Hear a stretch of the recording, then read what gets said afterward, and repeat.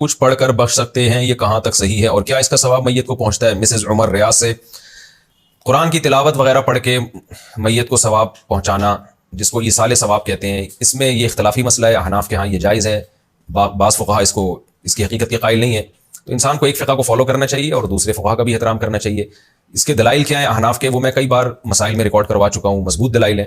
لیکن اتنی بات تو بہرحال ثابت ہے کہ اتفاقی چیز کیا ہے، وہ یہ ہے کہ پیسوں کا صدقہ کیا جائے۔ اس میں تمام فقہا کا اتفاق ہے کہ اس کا ثواب میت کو، جو بھی یعنی معتد بھی فقہا ہیں جو انہیں اتفاق ہے کہ اگر آپ پیسے صدقہ کرتے ہیں یا کوئی کنواں کھدوا دیتے ہیں یا کوئی اور صدقہ جاریہ کا انتظام کرتے ہیں تو اس کا ثواب تو بہرحال یقینی پہنچتا ہے۔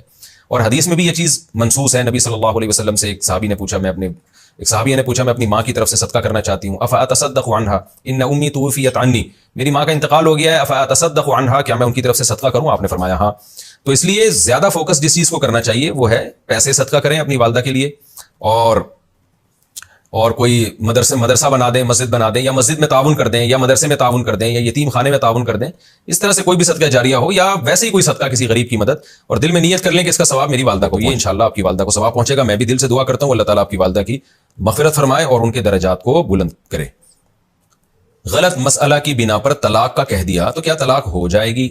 میاں بیوی کے درمیان جھگڑا ہو جائے، جب معاملہ ٹھنڈا ہوا تو شوہر نے یوٹیوب پر اس کا مسئلہ سرچ کیا کہ اس سے طلاق ہو گئی کہ نہیں ہوئی۔ اس دوران بیوی آ کر پوچھتی ہے کہ کیا طلاق ہو گئی؟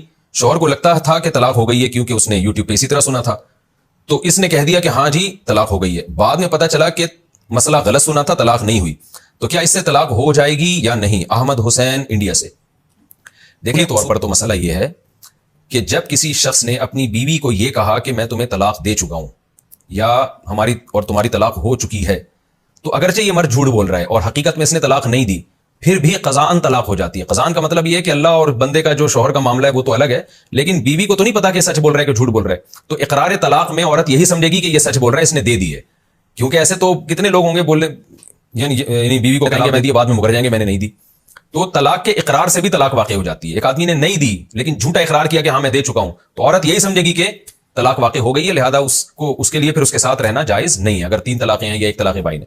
لیکن آپ کی جو کنڈیشن ہے نا، اس میں شوہر کے بارے میں ایک واضح بات موجود ہے کہ اس سے غلط فہمی میں اس نے یہ کہا ہے، یعنی اس نے یوٹیوب پہ ایک مسئلہ سنا اور وہ سمجھا کہ میں نے جو الفاظ سے طلاق ہو گئی ہے، تو اس بیس پر اس نے بیوی کو کہا کہ ہاں ہو گئی ہے، تو یہاں پر طلاق واقع نہیں ہوگی اگر وہ بیوی کو مطمئن کر دے۔ بیوی کو پتا ہے کہ بھائی میرے شوہر نے طلاق کا اقرار جو کیا ہے وہ اس غلط فہمی کی بیس پہ کیا ہے، تو پھر ایسی صورت میں انشاءاللہ طلاق واقع نہیں ہوگی اور عورت کے لیے اس کے ساتھ رہنا جائز ہے، بشرطے کہ شوہر بتا دے، یعنی عورت کو قرائن سے، واضح قرائن سے پتہ چل جائے کہ میرا میاں سچ کہہ رہا ہے کہ اس نے یہ مسئلہ سنا تھا، اس کی بیس پہ اس نے کہا تھا، تو پھر طلاق واقع نہیں۔